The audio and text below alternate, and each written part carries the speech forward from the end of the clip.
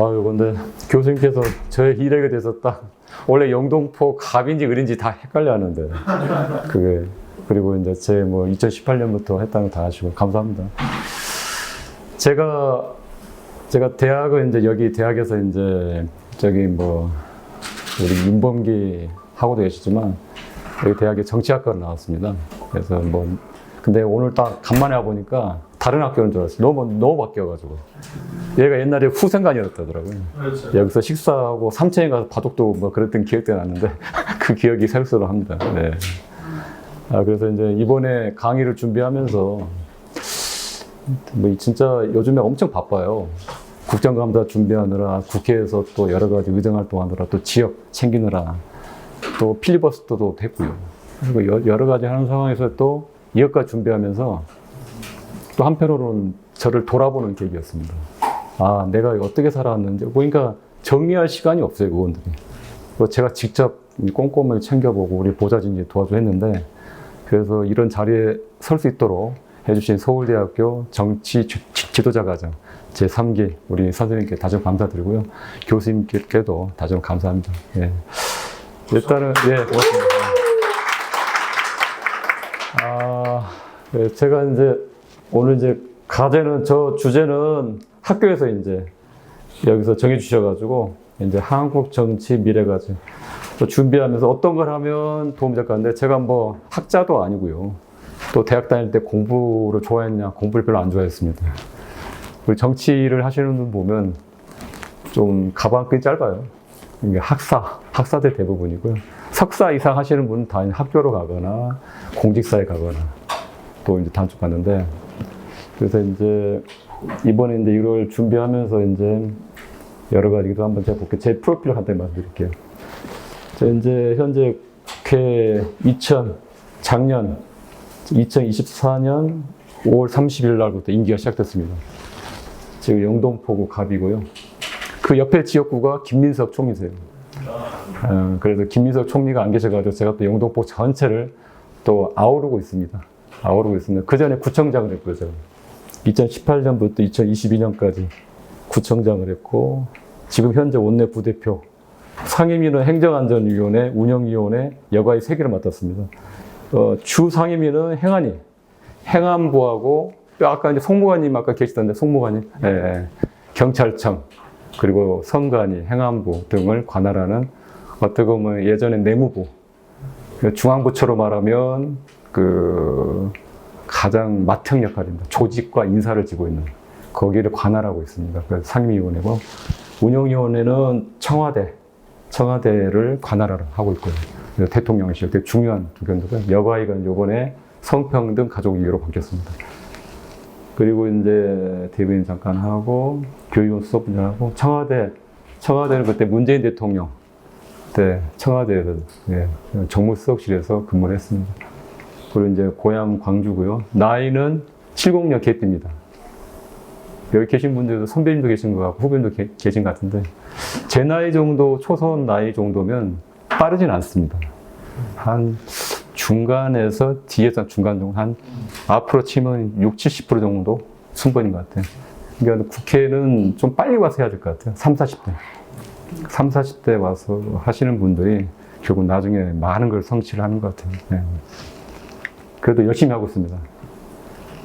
제가 이제 고향이 광주다 보니까 내가 그동안에 어떻게 살았지 보니까 제가 정치 이력에서 빼놓을 수 없는 게 5.18 광주 민주화운동이에요. 제가 초등학교 3학년이었습니다. 초등학교 3학년 때 이제 지금도 기억이 나요. 뭐 그때 운동장에 뭐 장갑차, 뭐 군인, 트럭들이 수십 대가 와서 이제 그때 어린 동심 이게 뭐지 하면서 하는데 막 그러고 나서 그날 오후에 휴교. 그때는 몰랐죠. 그래가지고 뭐 데모 시위하고 저녁에는 이제 MBC 방송국 불타고 비행기 뭐 헬리콥터 왔다 갔다 하고 근데 그게 바로 나중에 보니까 그때 당시 광주 사태. 지금 말 광주 5.18 민주화 운동이었습니다. 그때 학교로 와보니까 학교 담벼락에 총알이 박혀 있었고 아스팔트 길바닥에는 검은 핏자국들이 그때도 그게 뭔지 몰랐어요. 나중에 보니까 그게 핏자국이더라고요. 그게 안 지워지더라고요, 보니까. 그래서 그런 고통과 상을 어린 적에 이제 경험하고 나서 아마 현실 정치에 대해서 좀 더 제가 그때 당시 많은 고민했던 것 같고, 그 이후에 이제 대학에서 이제 정치학을 선택을 하고, 그리고 이제 현실정치. 저는 국회에서 보좌관을 시작했습니다. 두 분의 국회의원을 모셨습니다. 그리고 서울시에서 박원순 서울시장님을 모셨습니다. 자꾸 하셨죠. 그리고 청와대에서 문재인 대통령 들어가실 때 바로 일기 청와대 멤버 들어가서 일하다가 바로 지방선거 출마했습니다. 그리고 구청장 4년 하고, 그리고 나서 이제 국회 와야죠. 저기 이제 교수님들 계시는데 정치에 대해서 규정하는 게 좀 그런데, 제가 딱 보니까 이제 우리가 이제 국가 권력을 획득하고 유지하고 행사하는 게 이제 막스 베버가 저렇게 규정이 다 이건 알고 계시죠? 이건 다 교과서적인 얘기고, 유한한 차원. 그러니까 이제 대한민국 사회에서 뭐 부, 권력, 명예, 일반 국민들이 원하는 그런 가치에 대해서 한정되어 있으니까 그거를 쟁취하게, 결국은 권위적인 배분, 법과 제도, 어떤 권력을 통해서 배분하는 게 정치라고 우리가 배웠습니다. 결국은 이제 공동체를 갈등을 조정하고 통합, 비전을 제시하는 건데요. 저는 이제 정치를 하면서 이제 여러 가지 느끼는데, 가장 이제 한 게 말입니다, 말. 구청장일 때는 말은 별로 안 하더라도 발로 뛰고 열심히 하고 보이지 않게 하면 동네가 바뀌어요. 행정권을 갖고 있기 때문에. 근데 이제 국회로 와 보니까 결국 말입니다. 말과 글. 말을 잘한다기보다는 말로 해요, 정치는. 뭐 상임위에서 말로 싸우고 소리치고 또 제압을 하고 또 수세 몰리게 하고, 어떻게 말 실현해가지고 궁지에 몰리고 그렇잖아요. 메시지가 참 중요합니다. 정치의 메시지. 이 사람이 어떤 얘기를 하느냐 잘 보시면 그 사람의 됨됨이를 알 수 있어요. 말을 잘할 필요는 없지만 말에 그래도 핵심이 있어야 돼요. 그리고 말을 잘한다는 건 처음부터 잘한다. 저도 뭐 말을 잘하는 편은 아닌데 계속 숙련해야 됩니다. 책도 읽고. 근데 저 같은 경우는 이제 어떤 메시지나 메시지 준비할 때 미리 준비를 해요. 어떤 말을 하지? 처음에는 그런 시간들이 많이 걸렸는데 나중에 시간이 가면 갈수록 이제 줄더라고요. 이 말에 대해서는 여기 이제 계신 분들 중에서는 이제 정치를 생각하시는 분도 있고 여러 가지 뭐 준비하신 분 있을 텐데, 말, 그리고 이제 액션입니다. 메시지, 액션. 결국은 말만 해서는 안 되고요. 실천해야 됩니다. 말만 앞서는 정치인들이 있어요. 결국은 행동이 따르지 않는 정치인, 국회의원들도 같이 있어 보면 처음에는 말만 앞서고 그런 사람, 화려한 사람들이 관심을 받는데, 언론이나 이제 일반 국민들이나 그리고 우리 정치 동료 의원들 사이에서도 말도 잘하지만 결국 행동, 제대로 필요할 때 실천을 하고 싸워주고, 또 필요할 때는 물밑에서 도와주고 협상하고, 그러한 사람이 필요하더라고요. 말과 행동이 적절하게 조합이 돼야 되고, 룰, 그리고 법과 제도 틀 내에서 싸워야 됩니다. 저 틀을 넘어버리면 정치가 아니에요. 그리고 법과 제도를 저희가 만들기도 합니다. 그리고 이제 네트워크인데, 저부터 제일 중요한 거는 소통이라고 해요. 오늘의 주제는 소통입니다, 소통. 네트워크. 결국 정치는 네트워크입니다. 말 잘하고, 뭐, 액션, 일 잘하고, 뭐, 그런 하더라도 소통 능력이 없으면요, 그 사람은 혼자 그냥 있는 게 나아요, 그냥 강의하고, 혼자 사업하고.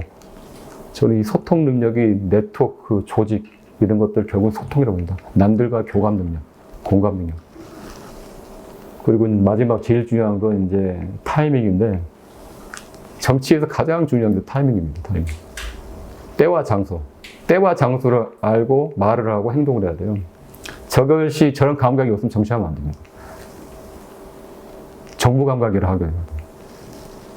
저런 감각은 본능적인 사람도 있는데 숙련되는 경우도 있는 것 같아요. 저 같은 경우는 이제 참모부터 시작해가지고 그게 몸이 배어있는데, 또 어떻게 사업하시고 바깥에 외곽에 오신 분들 보면 또 탁월하신 분도 있더라고요.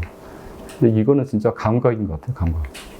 그래서 이건 메시지, 액션, 룰, 네트워크, 타이밍, 이 다섯 가지 현실 정치에서 중요하다. 이게 정치인의 조건인데 막스 베버의 이제 세 가지 나오는데, 저도 학교에서 배우면서 저는 그냥 전 같다 했는데 저 말이 맞아요. 열정과 책임감, 균형 감각. 말은 어렵지만 딱 하나예요. 정치를 하겠다는 헌신, 소명, 공공의식이 있어야 됩니다. 사적인 이윤 추구를 하고 뭔가 자기 그런 사람 정치하면 안 돼요. 물론 그런 생각이 있을 수 있죠. 근데 그게 주가 되면 안 됩니다. 우리가 백지 신탁을 하고 재산 공개를 하고 도덕 청렴하고 그 이유도 저는 공공의식, 공동체를 위해서 헌신하겠다는 자세가 없으면 안 돼요. 더 나아가서는 노블레스 오블리주라고 합니다. 그런데 우리 대한민국 정치에서 이런 부분이 약하다는 거 너무 안타깝죠. 그리고 책임감입니다. 이게 책임윤리인데 어떤 행위와 결과에 대해서 변명하면 안 돼요. 그 결과에 대해서는 무한 책임져야 돼요. 정치인의 자세. 어떤 한 게 대해서 내가 이랬는데 저랬는데 그러면 정치를 하면 안 돼요. 자기 지역에서 문란이 났어요. 그 지역에 있는 국회의원은 무한 책임져요. 구청장 무한 책임, 시장. 거기 가서 변명하면 안 돼요.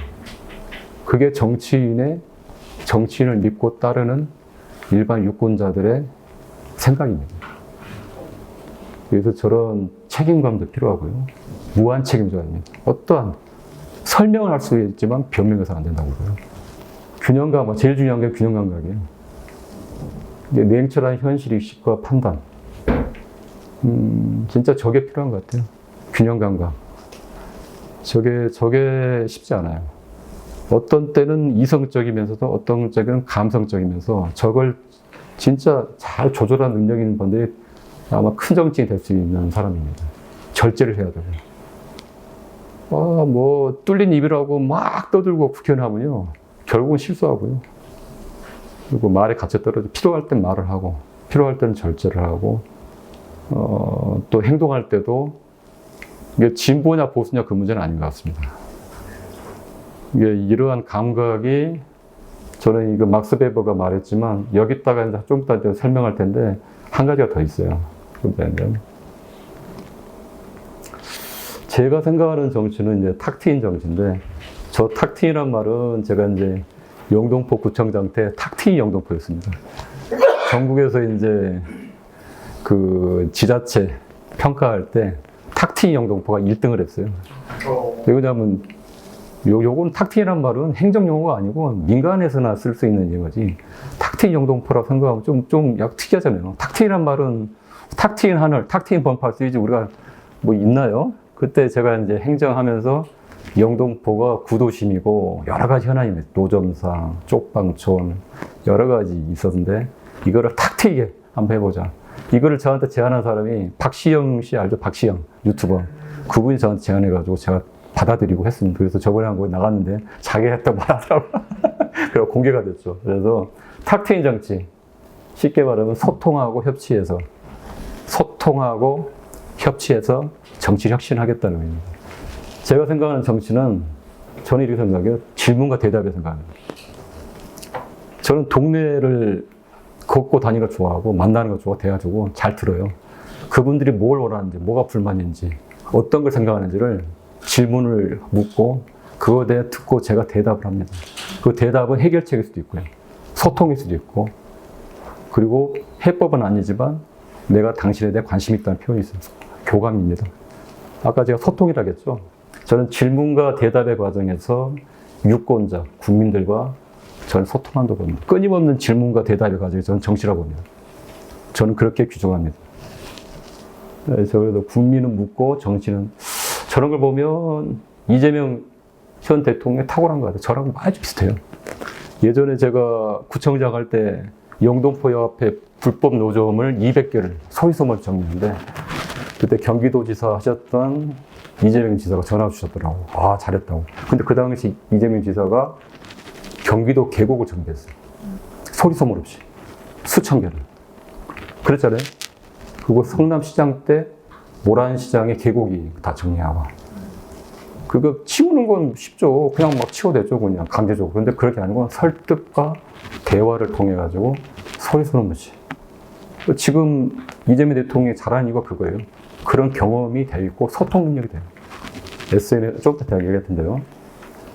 한국 정치 과제는 내란을 극복하고 민생 회복하고 국민 통합하고 이런 나시대가 넘어가고요. 요 얘기는 안 할 수가 없어요. 여기서 좀 부분 불편하신 분 있는데 한번 좀 들어보시고요. 윤석열 대통령이 왜 실패했나? 저는 그냥 가만히 있어도 그냥 대충 해도 임기 채워도 돼요. 왜 실패했을까? 그리고 내란을 왜 일으켰을까? 왜 저렇게 몰락했고 모든 함께했던 사람들이 다 영화에 보면 됐을까? 저는 딱 하나가 불통입니다. 무능하고 경험이 없더라도요, 소통하고 그러면요, 자기 밑에 있는 뛰어난 공무원들, 참모들 이용하면 돼요. 불통이었어요. 남의 말 안 듣고. 독선적 리더십. 법치, 검사 출신인데 법치가 아니라 인치. 뭐 준비가 없었어요. 평생 검사. 유죄, 무죄. 흑백 논리, 양단 논리. 그러니까 야당과 소통을 안 하고 항상 겁박을 주고.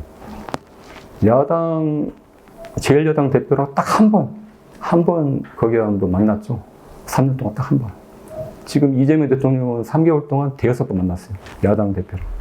3년 동안 한 번과 3개월 동안 대여섯 번. 다르잖아요. 이게 정상인 거예요. 들어야 돼요. 듣는다는 그 자세 자체가 정치 시작입니다. 시작의 반입니다. 민주주의 훈련 경험이 없었어요. 그러다 보니까 정치적인 상상력.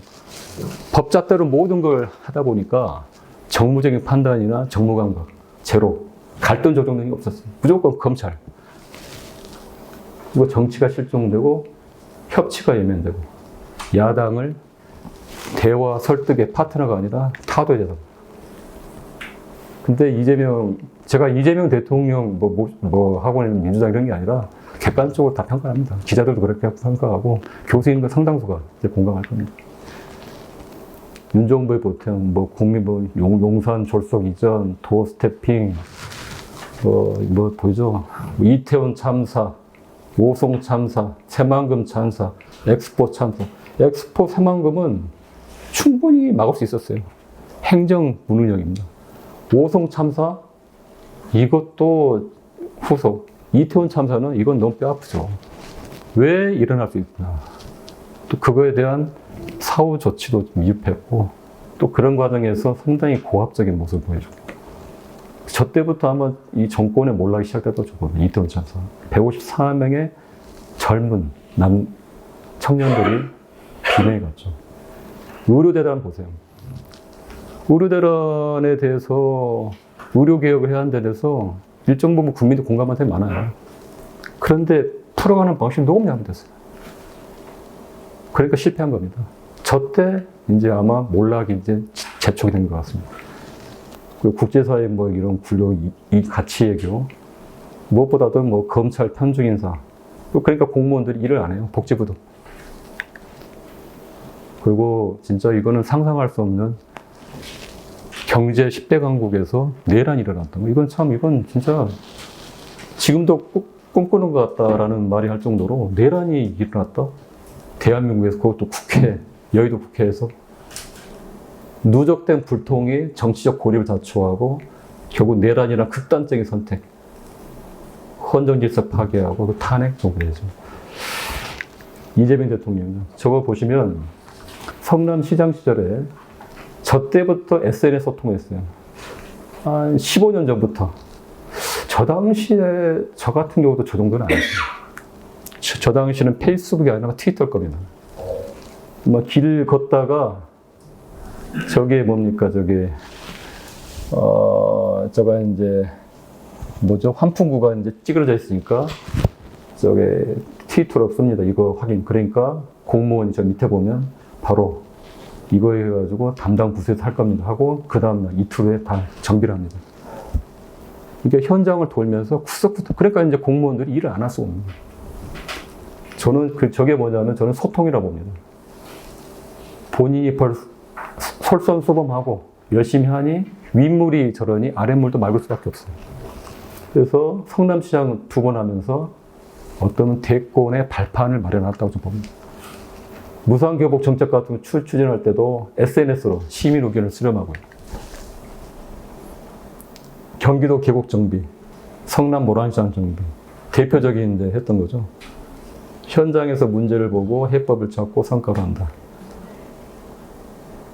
그러니까 참 지금하고 똑같아요. 보시면 지금 대통령 하시는 거 보세요. 좀 보시면 알 텐데. 민주당 대표 시절에 결정은 빠르게 정무적 판단을 하되 이런 것들이 이제 12년 동안 성남시장 2번 도지사 하면서 그러한 현장 감각과 소통 능력, 정무적인 감각이 탁월했죠. 결정 빠르게 해야 돼. 그런 과정에서도 소통했습니다. 최고위 할 때도 토론해요. 지금도 토론하시잖아요. 어떤 할 때. 그리고 SNS로 유튜브, 저게 내란 일어날 때 국회로 와주십시오. 이런 게 없어요. 정치 역사에서 전원상에서 아무도 몰랐고요. 언론도 몰랐고. 그래서 제일 먼저 이재명 대표가 먼저 유튜브로 얘기하고 그때 내란이 일어났구나.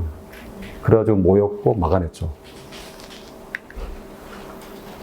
국민과의 소통, 대통령 되시고 나서도 국무회의를 생중계합니다.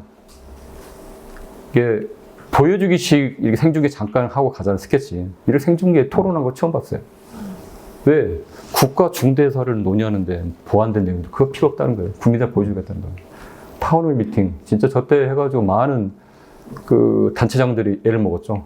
막 돌발 질문하고 답변하고. SNS 업무 지시합니다. 김민석 총리한테 에이펙 잘 챙겨라 그랬더니 그거 챙기고 있고 경주 가고 있다. 바로 지시해. 아까 보셨죠? 성남시장 할 때 똑같잖아요. 15년 전 했던 거 똑같아요. 소통 능력, 그리고 야당과의 소통. 취임하자마자 그 국회에서 취임하자마자 바로 사랑제 가서 제일 아래서 왼쪽에 소통을 하고요. 또 얼마 후에 또 하고 오히려 대통령이 여당, 야당 대표를 화해시키는 저런 모습을 또 보여줍니다. 소통. 오찬회담. 아마 오찬회담 한 4-5번 하신 것 같아요. 저는 이거에 비하면 아무것도 아닌데, 제가 저 위에 있는 거는 구청장 시절에 저는 동네를 좀 자주 걸어 다녔습니다. 이재명 대통령께서 지사, 시장실에 저렇게 했다는 건 몰랐어요. 저는 제 방식대로 했는데 비슷하더라고요. 하루에 1만 보, 2만 보 그러니까 동장들이 되게 싫어했어요. 동장 공무원들이. 가면 일거리 만들어니까. 저는 이제 SNS 같은 건 안 했지만 꼼꼼히 적어가지고 시키면 바로 되든 안 되든 확인해가. 그리고 설명을 드려라. 그리고 그 중에 한 20-30분은 해결되고 70%는 안 되더라도 설명하면 다 해결됩니다. 왜 안 되는 것들이 민원. 그리고 구청장이 직접 돌아다니니 국민들은 좋아하죠. 그래서 영동포구가 제가 있을 때 좀 많이 좋아졌습니다. 그리고 이제 국회의원 되고 나서도 이제 구청장, 국회의원 제일 차이가 뭐냐면 구청장은 행정 집행 능력이 있어요. 1조라는 그 예산을 가지고 구청장이 결정을 하고 집행하면서 동료를 바꾸는데 국회의원은 집행활동이 빠운입니다. 그런데 국회, 이제 그나마 영동포구가 국회 안에 있기 때문에 자주 동료를 가지만 아까 똑같잖아요. 말과 글, 메시지, 액션을 한다는데 실질적으로 집행 능력 없습니다. 구회, 시의회, 국회, 의원들은 입법부잖아요. 구청장, 시장, 그리고 대통령. 이 사람은 집행부잖아요. 집행부, 입법부의 가장 큰 차이입니다. 그러니까 제가 국회의원 되고 나서 되게 약간 무력감 느꼈어요. 구청장한테 저기서 지나가다가 어떤 일 있으면 주민들이 얘기하면 바로 해결해 주는데 못하는 거예요. 그게 한 1년 되고 지나가니까 이거 국회의원은 그런 게 하는 게 아니구나. 이게 정치를 하면서 사람들 통합하고 소통을 하고 연결을 시켜주고 법을 바꾸고 또 정치력을 발휘해서 또 하고 그래서 좀 많이 배웠습니다. 찾아가는 의정 보고 걸어다니고 동네 달고 많이 소통했고요. 김민석 총리 후보자 때 인사청문 위원이었는데 아마 저때 총리 어머님 건으로 아마 그때 많이 화제가 됐었죠. 그때 어머님. 민주화 운동 하셨던 어머님. 이런저런 했고요. 엊그저께 필리버스터를 잠깐 했고. 제가 구청장 시절에 잘했다고 한 것 중에 좀 하나가 50년 묵은 영동포구의 3대 수건 사업을 해결했다는 겁니다. 영동포역의 불법 노동 정비는 200여 개 했는데 아마 전무후무한 것 같은데 그 이후로도 아마 제대로 한 지자체는 없었던 것 같습니다. 그리고 영동포역 앞으로 가면 옛날에는 되게 이제 포장마차 많았어요. 지금은 하나도 없습니다. 깨끗하게 정비했습니다. 취임하자마자 8개월 동안 그분들하고 소통하고 대화를 통해 설득을 했어요. 그리고 정비를 함으로써 어떻게 보면 지금 제가 여기까지 오게 된 하나의 국민들이 인정하는 좀 성과라고 볼 수 있고요. 그 외에 쪽방촌, 성매매 집결지 지금 하고 이 3대 수건 사업이라고 저는 합니다.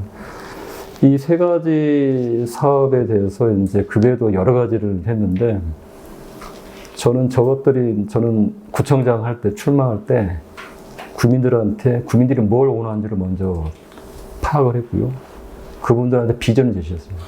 노점을 정비하고, 쪽방촌 섬유집결제, 쉽게 말해 영등포역 앞에 주민들이 걱정하고, 주민들이 변화, 새로운 영등포 만들겠다 비전을 제시했습니다. 그리고 당선되고 나서 약속을 지켰습니다. 저는 탁 트인 정치, 소통과 협치, 소통하고 함께하는 겁니다. 그리고 그것이 바로 변화를 일으킵니다. 여기는 아까 자료는 없는데요. 보시면 이제 자료를 주고 나서 곰곰이 생각해봤어요. 정치란 뭘까? 저는 종합예술이라고 생각합니다. 저는 그거에 많이 비유해. 오케스트라. 정치하시는 국회의원들 많이 보면요. 다양한 겁니다. 진짜 똑똑하신 분도 있고요. 진짜 뛰어난 분도 있고, 어떤 분은 되게 평범하시고, 어떤 분은 상당히 열악한 환경에 오십니다. 그 다양한 사람들이 모여가지고 정치란 300명이. 그리고 지휘자. 지휘자는 당대표일 수도 있고, 대통령일 수도 있고요. 국회의원일 수도 있고, 또 지역에 있는 구의원 될 수도 있고요. 또 여기 계신 한 분 한 분 사업하시는 사장님일 수도 있고, 또 노조위원장일 수도 있고. 정치는 종합예술이라고 생각합니다. 팀워크고요. 근데 국회의원이지만 헌법기관입니다. 근데 저는 정당 민주당의 또 소속이고요. 또 하나 국회에 또 구성이기 때문에 또 안에서의 어떤 방향, 당론, 국회의 입장, 그리고 또 지역구 또 지역 국회의원입니다. 그러니까 여러 가지 제약이 있으니까 그런 상황에서 당이나 또 지역, 시민사회, 또 언론 등등과 여러분들과 소통합니다. 팀워크 이름. 그리고 타이밍을 했죠. 균형 정무관과. 음악은 박자이고, 음악은 박자지만 정치는 타이밍이다. 아까 똑같은 얘기입니다. 문제인식. 뭐가 문제지? 어떻게 하지? 그리고 정치는 말이 아니라 행동을 해야 돼요. 실천해야 됩니다. 성과를 내야 돼요. 성과를 내지 않는 정치는요, 말장난에 불과합니다. 근데 그런 정치인들이 많아요. 뭔가 성과를 내야 됩니다. 대선 후보를 하겠다. 또 서울시장 후보가 되겠다. 그랬다. 성과를 내야 돼. 법안을 내든 뭘 하든. 근데 문제 인식도 제대로 못하는 분도 있어요. 정치인인데 그냥 뺏지도 다니는 거예요. 또 어떻게 풀할지 몰라. 그럼 만나면 되거든. 어떻게 해야 됩니까? 그럼 그분들 가르쳐줘. 그분들이 알아 해법. 다만 그분들한테는 결정권이 없는 거예요. 내가 결정하면 되는 거예요. 그럼 모르면 참모들 뛰어난 사람 좀 돼요. 공무원들 있잖아요. 또 학자들 있잖아요. 또 언론이 있더라도. 그 성과를 보는 이게 성과도 없는 해결 능력 없는 문제시하면 정치하시면 안 돼요. 또 그런 사람 뽑으면 안 돼요. 그리고 저는 비전이 중요하다고 봅니다. 정치인은. 나침반, 방향 같은 비전. 그리고 실천. 발 빠르게 해야 될 때도 있고 어떨 때는 천천히 해야 할 때도 있어요. 너무 빠르면 못 따라와요. 오히려 급진적이라고 그럽니다. 그게 바로 정부적인 감각이에요. 어떨 때는 빠르게, 어떨 때는 멈추고 그런 정부적인 감각. 실천 없는 비전은 허사인고 비전은 실천 명목이다. 그 저중에 이제 케네디 같은 경우 보면 지금 생각하면 달에 갔다 왔지만 그 당시에 케네디가 달 얘기했을 때 사람들이 다 웃었어요. 그때 이제 소련에서 이제 소련에서 스푸트니크인가? 그걸 이제 우주로 쏘니까 이제 미국도 이제 고민에 빠진 거죠. 그리고 케네디가 달을 하겠다고 공표를 합니다. 비전을 제시합니다. 다 안 믿었죠. 되겠어요? 근데 결국은 아폴로 11호, 결국은 달에 착륙합니다. 그러면서 미국이 이제 소련을 압도적으로 이제 앞지르게 되는 이제 하나의 결정적 계기를 말하는 거죠. 링컨도 마찬가지고. 링컨도 이제 십수번의 실패와 좌절을 통해서 이제 상원원, 하원 돼가지고 했는데 노예제를 폐지하겠다는 신념을 가지고 결국은 남북정전이 일어나잖아요. 결국은 승리를 하고 결국은 노예제 폐지를 합니다. 되게 쉽지 않죠. 현장에 답이 있다 좀 봅니다. 아까 이제 이재명 대통령 얘기했는데 오바마 얘기를 하면 yes you can이라는데 오바마 대통령 같은 경우는 시카고에서 변호사 할 때 시민활동을 했습니다. 그때 많은 사람들하고 대화하고 소통하고 듣고 쉽게 말하면 인권 변호사 같은 역할이었죠. 그때 그 여력을 모아서 yes we can이라는 정치적인 화두를 던집니다. 그래, 우리는 할 수 있어. 희망을 줍니다. 그 당시 아마 미국 정치 상황이 경제나 정치적으로 상당히 어려운 때 상황이었고요. 그리고 이제 그 전당대회 때 연사로 나와가지고 스타가 됐고 그 기회를 딱 잡고 대통령이 됐습니다. 이게 똑같은 얘기입니다. 준비된 자가 기회를 잡는다. 뭐 어떤 분이 뭐 저를 보고 그러더라고. 참 너는 참 운이 좋다 그러더라고. 근데 운은 좋아요. 근데 기회가 왔었고 준비가 됐었습니다. 인생에서 기회는 3번 정도 온다고 합니다. 누구한테 와요. 근데 준비가 되어 있는 사람은 그거를 잡고요. 그걸 보고 행운이라고 합니다. 그리고 도전을 해야 되고요. 링컨, 김대중 대통령도요. 많이 떨어졌어요. 선거 때. 강원도에서 나와서 떨어지고 목포에 떨어지고 또 되자마자 바로 무슨 뭐 해가지고 바로 또 이제 또 이게 뭐 되고. 저는 이제 권력의지란 말을 좀 잘 쓰는데 막스 베버가 열정, 책임, 균형감 거기다 권력의지를 얘기합니다. 권력을 잡는 데만 그치면 권력 탐욕, 권력욕이라고 생각하고요. 그 권력을 어떻게 국민에게 선하게 쓸 것인가. 그런 거에 대한 강렬한 의지와 진짜 투철한 사명감과 진짜 초인적인 불굴의 의지. 그런 사람이 권력 의지가 있다고 합니다. 정치인, 사업가들도 그런 게 많아요. 기업인들도. 교수님들도 그런 분이 있는데 열정, 헌신, 책임, 무한책, 균형감각 거기다가 권력의지 이 4가지를 갖추면 큰 정치인이 될 수 있는 모든 걸 갖춘 사람이에요. 이순신 장군이 12척의 배가 남아있다. 어떻게 12척을 수백 척의 이게 상상할 수 없잖아요. 명량대첩 때 죽을 힘을 다해 싸운다는 나는 저걸 난 권력의지라고 말하고 싶어요. 이건 한 번 앉았잖아요. 23번 이겼고 마지막에 돌아가셨잖아요. 이거는 뭐 불가능한 겁니다. 불가능한 거. 필생즉사 필사즉슨 간절함 이루어진다. 나는 저 이순신 장군을 보면 권력의지를 느끼는 거야. 뭐 가장 많이 한다는데 저는 제일 중요한 게 수신이라고 해요. 자기관리, 도덕성, 뭐 돈 문제, 그리고 여러 가지 음주, 여러 가지 또 유혹, 절제, 겸손해야 되고 끊임없이 공부를 해야 됩니다. 결국은 뭐 출발도 수신이지만 마무리도 수신입니다. 저는 이걸 뼈저리 느껴요. 자기 관리가 안 되면 정치가 쉽지 않습니다. 제가 이 사람이 우선이란 말은 하는데 저는 이게 뼈저리 느낀 게 구청장 할 때 행정 경험도 없고 그때 40대 중반에 이제 구청장 했으니까 상당히 서울에서 최연소 구청장이었죠. 영등포구는 당연히 뭐 보통 60대, 70대가 하는 게 구청장이에요. 어르신들한테 40대 구청장이었단 말이에요. 제가 갔던데 6, 7급이 저랑 나이 같더라고요. 그러니까 이제 다 선배들 모시고 국장, 과장 부대 모시고 제가 했죠. 근데 뭐 제 자랑 아니지만 많은 성과를 냈습니다. 그때 제가 가장 중시했던 게 뭐냐면 다른 게 아니라 제가 경험이 없기 때문에 사람을 잘 썼어요. 똑똑하고 일 잘하고 평판 좋은 청렴하고 일단 공무원이 실력 있고 제가 모르잖아요.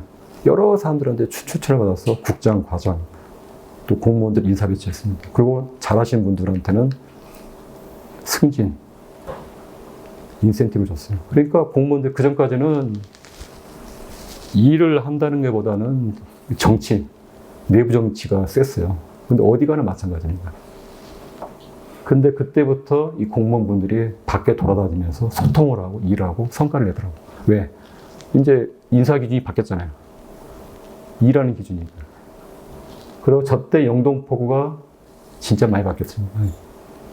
진짜 많이 바뀌었어요. 그리고 저는 이게 대통령께서도 이재명 대통령 보시면 사람을 잘 쓰는구나. 성남시장 도지사 하시면서 그 몸이 배인 거예요. 사람을 잘 쓰는. 그 전에 윤석열 정권도 잘 나갔다 하더라도 사람이 되셨어요.